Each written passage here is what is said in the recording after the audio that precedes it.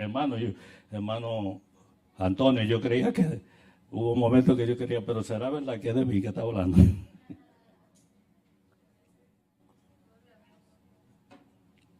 Así sea. Hoy vamos a compartir la palabra en primer libro de Samuel, capítulo 21, del verso 10 hasta el 22:5. Y sabéis, hermano, que os amo, porque vosotros sois muy amados por Dios. Por eso nosotros les extendemos y los amamos entrañablemente. Amén.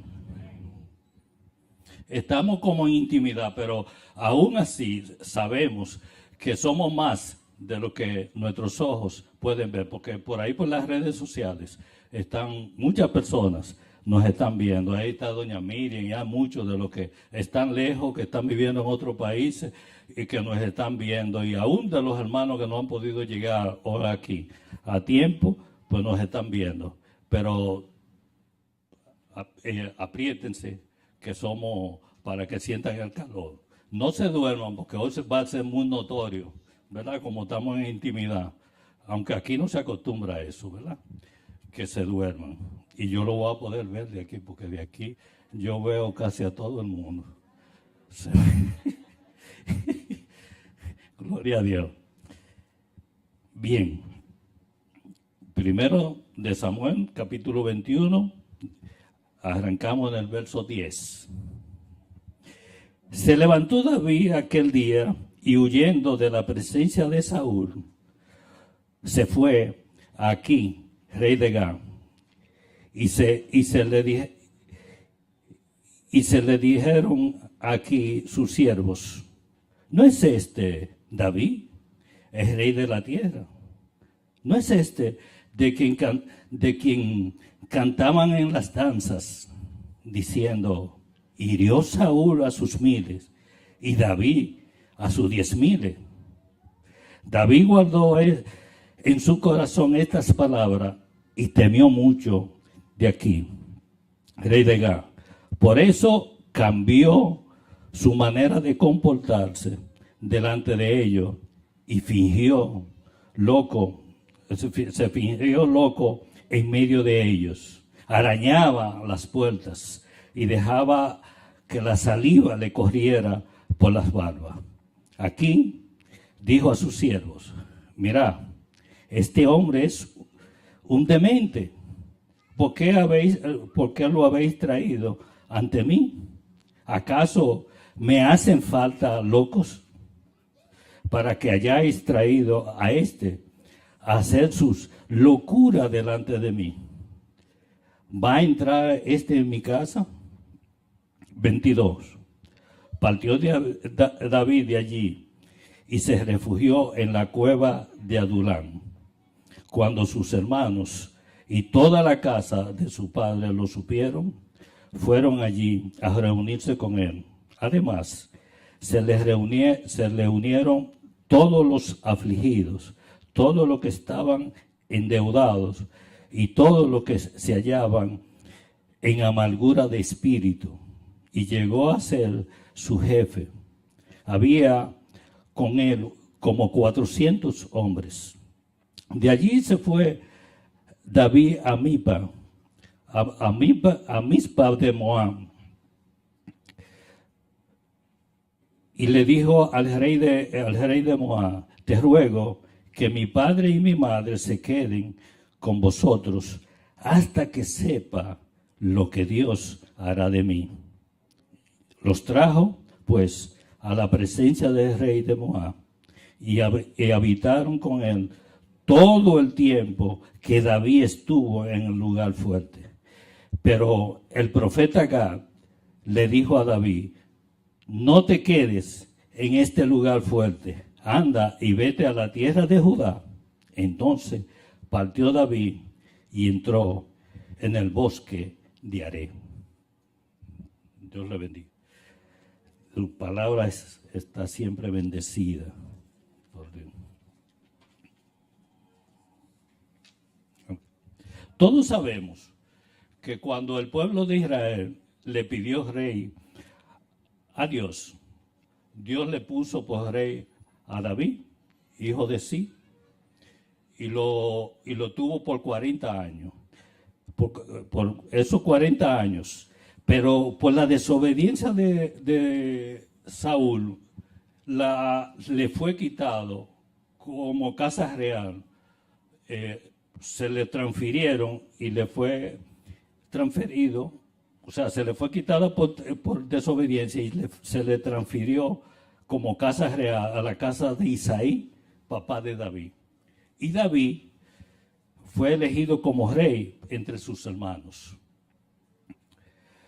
Como rey de Israel, naturalmente para cuando Saúl dejara de ser rey. Eso iba a ser. Entonces,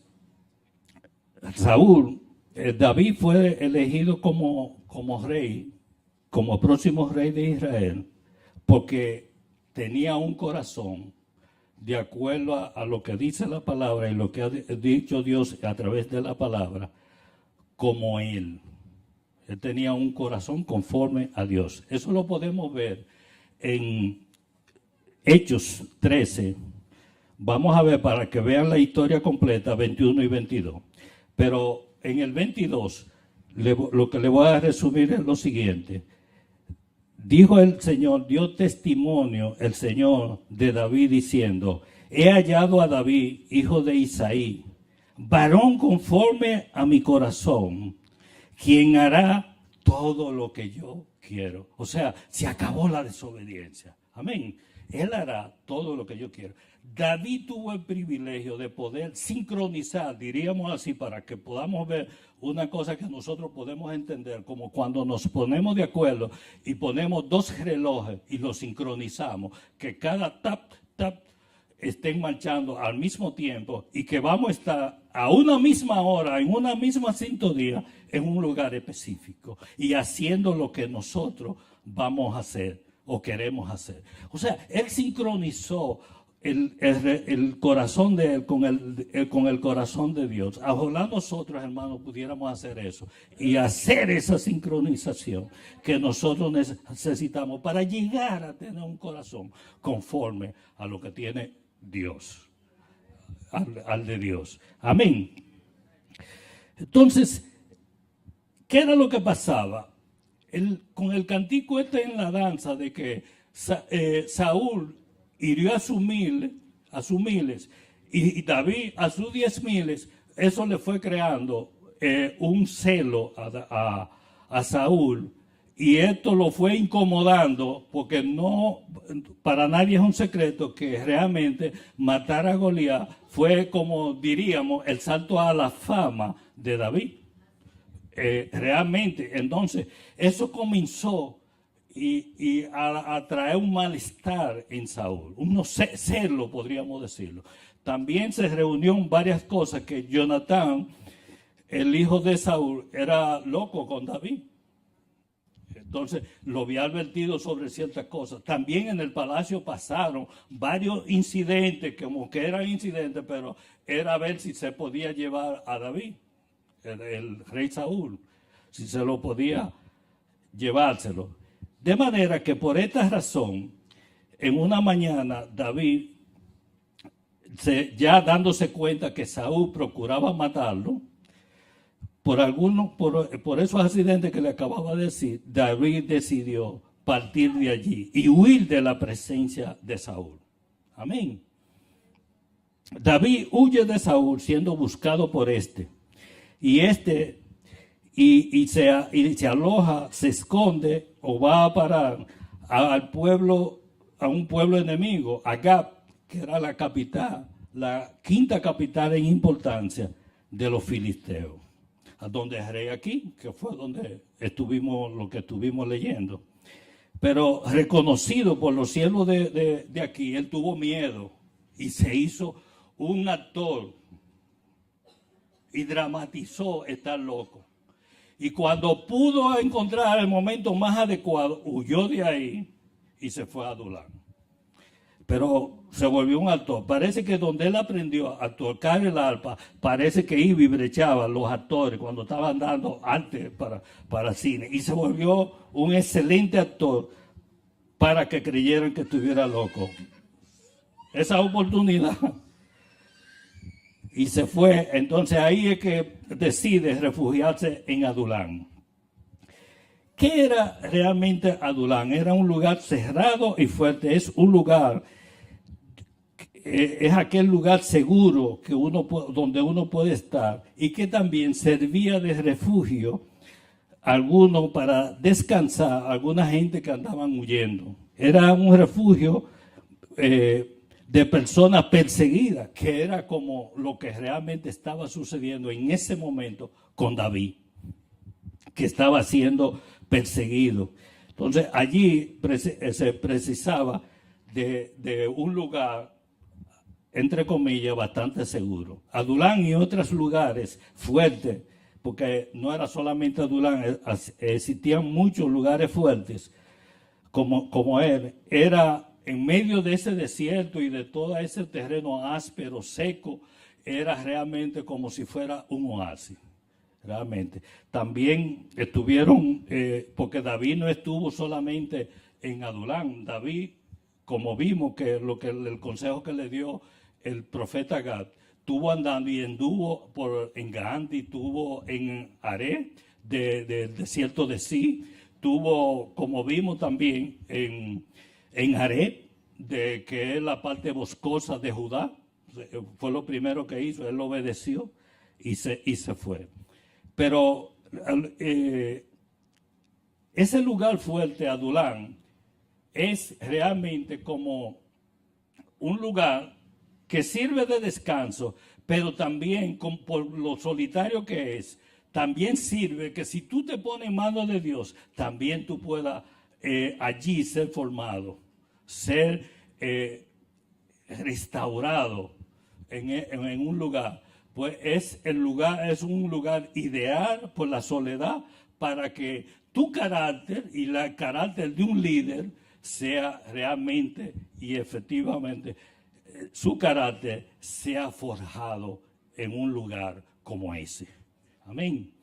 Entonces, la iglesia podría ser para nosotros hoy en día nuestro lugar fuerte, nuestro lugar de refugio para nosotros escapar de todo lo que está pasando allí afuera, que son muchas cosas, lo que hoy en día está pasando ahí afuera, después de esas puertas, pero en este Adulán nosotros podemos refugiarnos también, y aquí se ha provisto, como decía doña Ana ahorita, de un lugar bellísimo que ella a veces ni se quiere ir, cómodo, fresco, y donde nosotros podamos venir tranquilos a poner las cargas que traemos de allá afuera, delante y sobre los hombros de nuestro Señor Jesús. Es la iglesia un lugar también donde nosotros venimos con todas nuestras dificultades, con todas nuestras aflicciones también. Es un lugar donde nosotros podemos usarlo como nuestro lugar fuerte en estos días.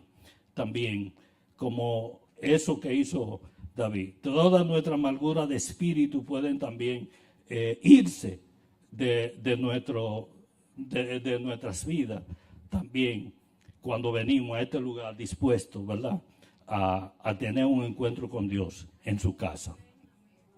Una iglesia como esta, con un llamado y un destino en el reino de Dios, Dios nos ha llamado para tener una relación con propósito, basadas en principios y en procesos de su reino y también de su voluntad. Cuando nosotros somos llamados, Dios hace dos cosas. Lo primero que Él hace es restaurarnos, hace una restauración en nosotros.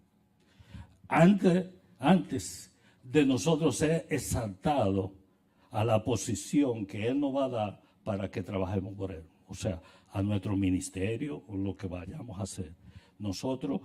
Él primero nos restaura y trabaja con cada uno de nosotros de manera particular. Trata esas dos cosas, nos restaura y luego para venir a la exaltación. Existe un proceso un proceso del Señor que podría ya denominar que es un proceso de anonimato, de secreto o de encierro. Muchos le dicen engavetamiento, pero déjame que lo que usted tiene engavetado no se ve, no está a la luz no se ve, no está a la vista de los demás. Pero yo creo que ese es el mismo encierro. Muchos le llaman eso, pero que todos los líderes que nosotros conocemos en la Biblia han pasado por eso. Realmente lo podemos ver. En el caso de David, que es el caso que nosotros nos toca hoy, que estamos considerando, a David le costó ese proceso 17 años. Esa forma de estar. Esto es solamente el comienzo. Yo le estoy hablando de lo que es el comienzo, de ese día que él comenzó y se levantó temprano para salir huyendo del enemigo en ese tiempo. O sea, pero solamente era el comienzo, fue el primer día. A Pablo, por ejemplo, le costó 14 años. Y aún el mismo Jesús no se escapó de eso. Jesús, nos están hablando de Jesús hasta los 12 años y se nos comienza a hablar otra vez de Jesús a los 30 años, cuando ya iba a ser exaltado para el ministerio. 18 años que nosotros no supimos de él. Y mucha gente han hecho conjeturas y muchísimas cosas, pero realmente estaba viviendo el tiempo del anonimato, del encierre, como le tocaba, para que también fuera un ejemplo para cada uno de nosotros. En definitiva, de manera y con todo lo que hemos hablado, Adulán era la decisión correcta en los momentos que estaba viviendo David. Dice Martin Luther King Jr. dijo que llega un momento en que tiene que tomar una posición que no es segura, ni es política, ni es popular, pero hay que tomarla porque es la decisión o la posición correcta que uno tiene que tomar. Amén. Ahora, ¿qué pasó realmente en esa cueva, en la cueva de Adulán? Cuando los padres de David se enteraron que él estaba allí, vino su padre, vino su madre y vinieron sus hermanos. Vino y este fue para David como el apoyo familiar. Fue el apoyo, lo primero que se aparecieron fue su familia. Como quien dice, sea para muerte o sea para vida, aquí estamos. Para que en familia nosotros también vamos a participar. Pero a ese mismo día se le aparecieron a David en la cueva de Adulán. El mismo día que llegaron sus padres, se le aparecieron todos los afligidos, todos los endeudados y todos los que se hallaban en amargura de espíritu. Porque en Adulán estaba David y se le acercaron todos los que eran de igual manera que él, todos los que estaban en aflicción de espíritu, igual que lo que él estaba viviendo. Eran los que se hallaban en igual, ¿verdad? Se fueron y hicieron causa común con David.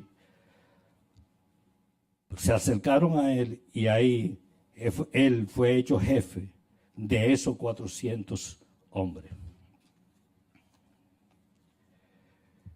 Pero imaginemos por un instante, hermanos, lo difícil que es formar un gran ejército con hombres que son normales, con hombres que no tienen ese tipo de problemas emocionales que tenían esto, o sea, de afligidos, de endeudamiento, problemas de afuera. Aún así, es difícil formar un gran ejército con hombres que diríamos realmente normales. Pero imaginémonos también cómo estaría David a ser perseguido por un enemigo mucho más fuerte que él. Imaginémonos nada más que el presidente de la República te ande atrás buscándote para matarte. Tú vas a tener todos los recursos de él encima de ti. En nuestro caso, trayéndolo aquí, tú tienes la policía, tú tienes el ejército, tú tienes la marina y tú tienes la fuerza aérea en contra de ti. Imagínate cómo están los que andan buscando el presidente, lo que le busca un tipo como Saúl, rey de Israel en ese tiempo, con todos los mecanismos que él tenía a su alcance. ¿Cómo se sentiría? Desde luego que debería de estar David deprimido, angustiado, sintiéndose solo, abandonado. Pues, probablemente pensaría que Dios se había olvidado de él. Adulán realmente no era el lugar que David quería estar, ni que necesitaba. Pero en esa fortaleza se prepararía para ser rey. Era lo que él tenía en sus manos. Era en ese momento la mejor decisión. Eso era un lugar que él iba a poder ponerse en las manos de Dios. Formar un gran ejército, que mucho cuando ese ejército fue terminado, estuvo ya en terminación, muchos lo comparaban como el ejército de Dios. Miren que el ejército de Dios realmente debería de haber sido el ejército que tenía Saúl. Pero muchos lo llegaron a comparar, ese ejército, y ahí se ve el gran dote de líder que tenía David realmente, que solamente tenía que terminársele de formar lo que era su carácter, para completarlo. Y para completar ahora esto más, se le agregan a los problemas que ya él tiene 400 más. Esos 400 hombres venían cada uno con su problema. Eran 400 problemas mayores que lo que él tenía.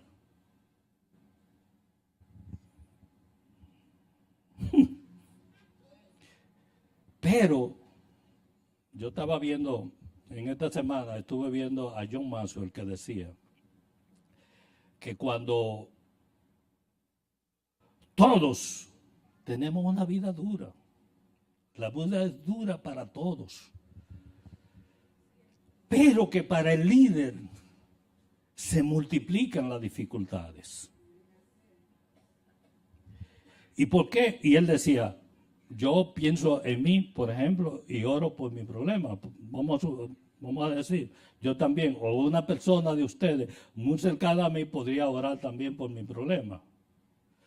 Pero el líder, y por eso hablo de esos 400 problemas, aparte de lo de él tenía que sumar esos 400 problemas. El pastor aquí, qué bueno que no está, él tiene los míos, tiene lo tuyo, tiene lo tuyo, tiene lo tuyo, tiene lo tuyo y tiene lo tuyo allá. Los problemas que se le suman y entonces las dificultades se le acumulan.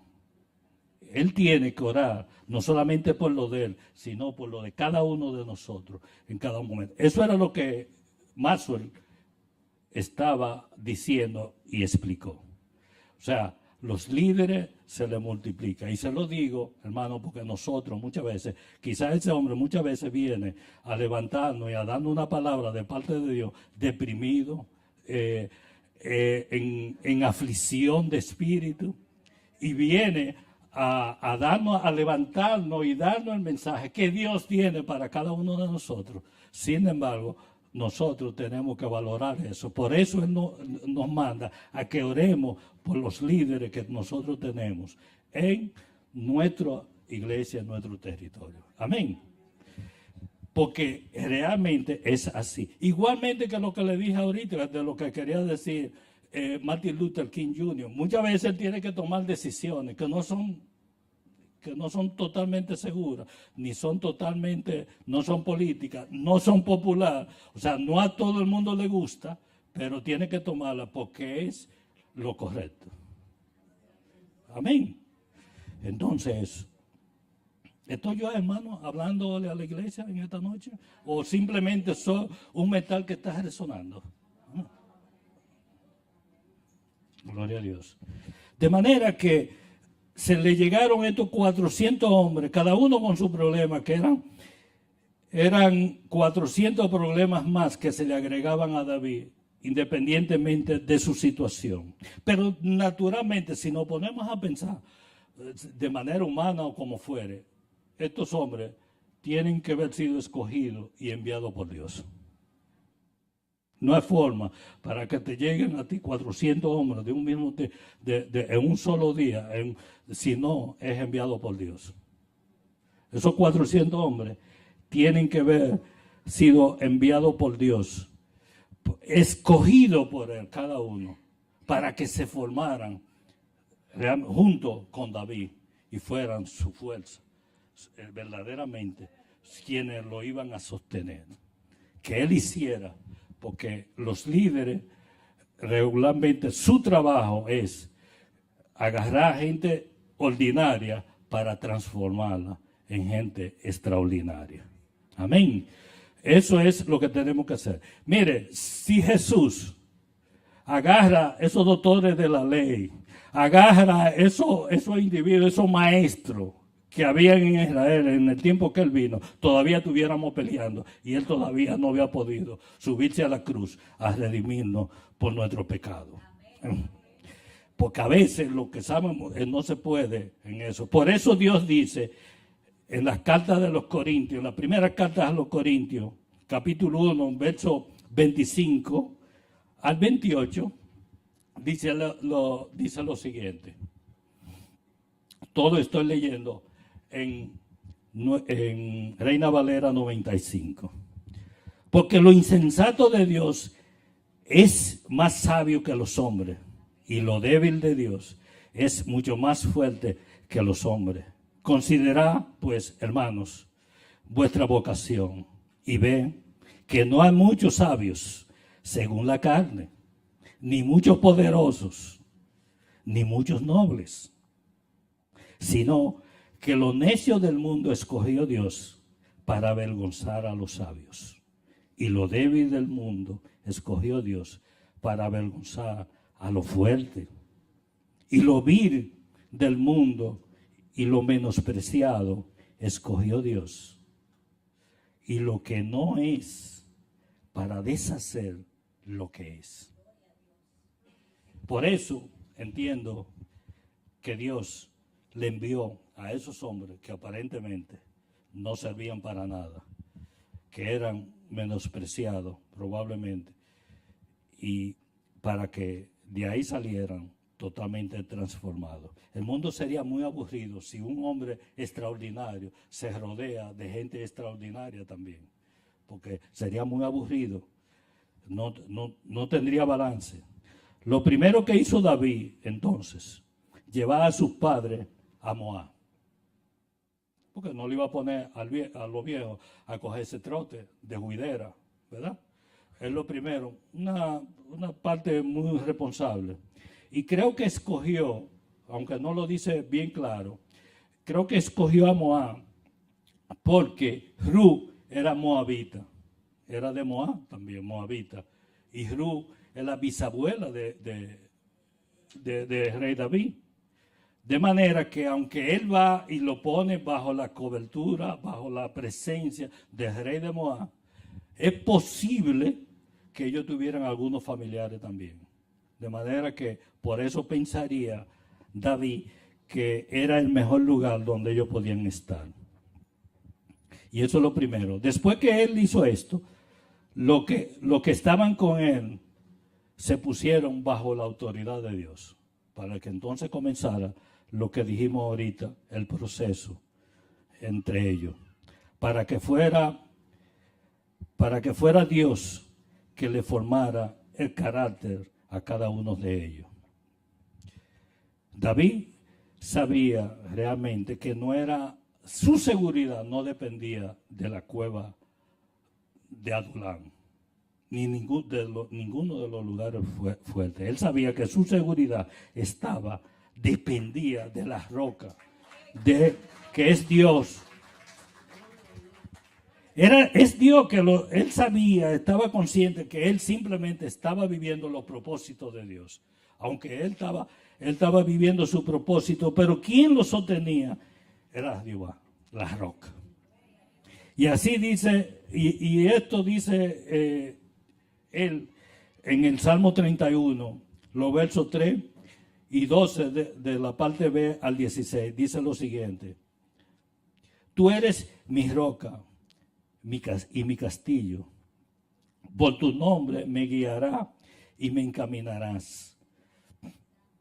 He llegado a ser como un vaso quebrado.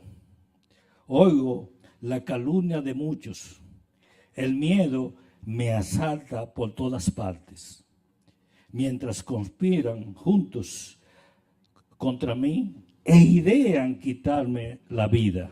Mas yo en ti, Jehová, he confiado. Digo, tú eres mi Dios. En tu mano están mis tiempos. Líbrame de las manos de mis enemigos y de mis perseguidores. Haz resplandecer tu rostro sobre tu siervo. Sálvame por tu misericordia. Amén. Miren, a pesar de lo que él estaba pasando, él dice cómo se siente. Está diciendo ahí todo cómo se siente. Y le pide al Señor su libertad, que es lo que él quiere. Él dice cómo se siente y lo que él quiere. Pero en esas palabras y en ninguna no hay queja. No hay queja. Y él no estaba en un palacio alfombrado no hay queja en eso. O sea, se ve que era un hombre que estaba confiado, que sabía de quién sostenía y lo que él estaba viviendo. Estaba totalmente convencido de eso. En esta cueva se juntaron las tres figuras de poder del Antiguo Testamento, en la cueva de Adulán. Las tres instituciones o las tres figuras de poder instituidas por Dios y a quien el Espíritu Santo ungía en el antiguo pacto. Y estas tres figuras están compuestas primeramente por los reyes, los profetas y los sacerdotes. En representación de los reyes estaba David como rey, quien cuando fue coronado, él y su descendencia, o sea, la dinastía de David, gobernaron a Israel por 400 años. De eso podríamos decir, de ese rey David. Y que, o sea, él y su descendencia, porque los primeros 80 lo gobernaron él y Salomón, 40 y 40. Y de ahí en adelante siguieron toda su descendencia y gobernaron 400 años a Israel, siendo el que más de su descendiente, el que más gobernó por más tiempo, por más años, Manasés, que gobernó 55 años. Y Usías gobernó también en segundo lugar 52 años. Y Ocasías fue el que menos gobernó, que gobernó por un año. Dentro de los profetas estaba el profeta Gad, que había venido a visitar a David. No sabemos si era porque le simpatizaba a David o si había sido enviado por la escuela de profetas de esa época, que existía en esa época. No lo sabemos. Los sacerdotes, el sacerdocio estaba representado en Adulán por Abiatar, un sacerdote con acceso a la presencia de Dios, como lo era. Llegó a ser sumo sacerdote durante el reinado de David. Aquellos 400 hombres estuvieron bajo la cobertura y la vestidura de esas tres figuras de poder que existían y se pusieron bajo su autoridad en esa época. De David podemos decir que dio a entender que había estado bajo una relación íntima con el Señor. David revela muchas verdades acerca de Dios y en sus alabanzas nombra características que son de Dios. Demuestra, ¿verdad?, que estuvo en su presencia en intimidad, así sin nada, sin nada que lo atormentara a pesar de los momentos que estaba viviendo. Él dice, hablando de Dios, él dice, Él es mi roca, mi fortaleza, mi libertador, mi escudo, la fuente de mi salvación, mi alto refugio, mi salvador. Él es mi lámpara.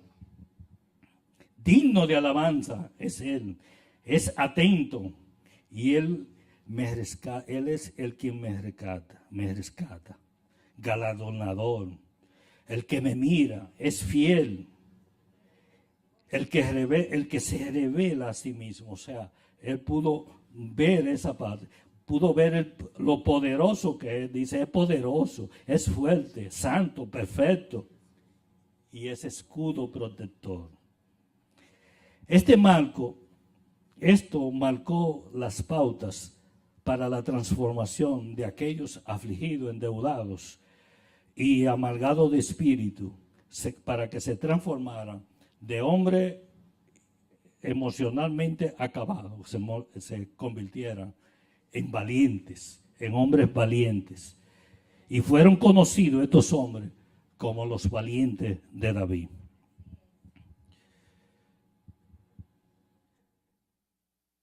Dicen en algunas partes, estamos hablando de 400, ellos eran 400, pero los que se distinguieron entre esos valientes, 30 soldados, 30 hombres.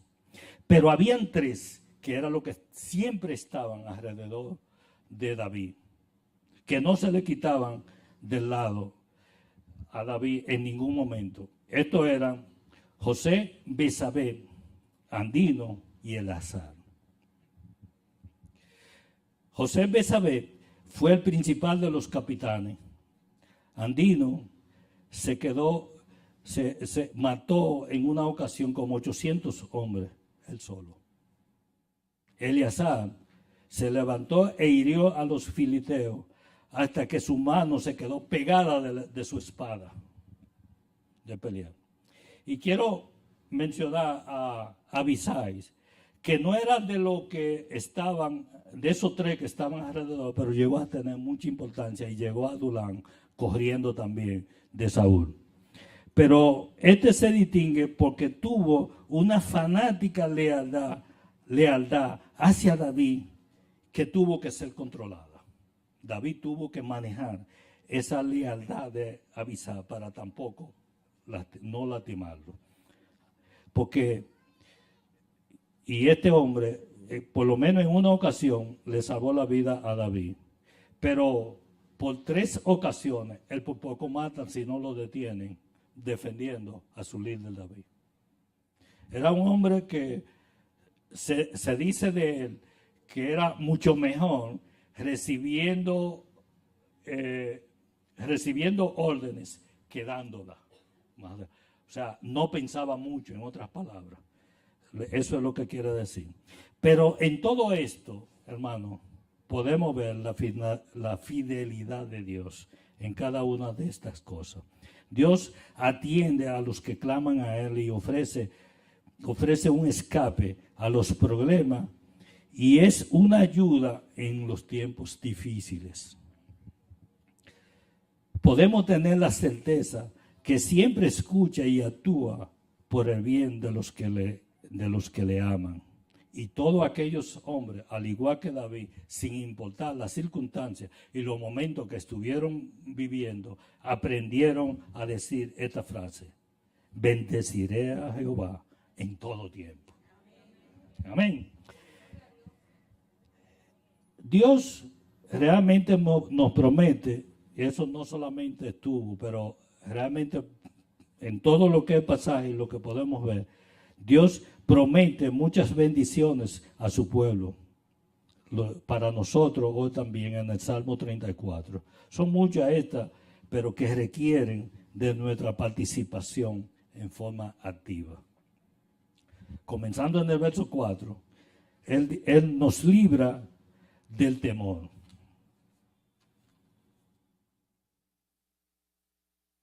Verso 6, nos libra de la angustia. 7, nos defenderá. 8, nos mostrará lo bueno. 9, suplirá nuestras necesidades, o sea, nuestras necesidades estarán cubiertas. 10, los que lo buscan no le faltará nada, o sea, también similar casi a lo de arriba, una repetición. Guarda nuestra lengua del mal y de hablar engaño, o sea, de que nuestra lengua sea engañosa. Nos escuchará cuando les hablemos. Clamamos a Él confiadamente por todo esto que Él nos ha dicho. 22. Él nos redimirá Jehová, pero todos nosotros tenemos que hacer lo que es nuestra parte. No puede llegar así por el aire. Tenemos que hacer cada uno de nosotros nuestra parte.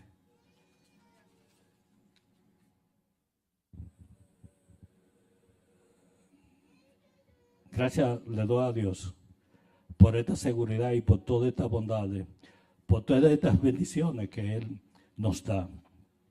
Aún en su momento, en los momentos también ese salmo fue escrito por David y en esos tiempos que él estaba pasando un mal momento.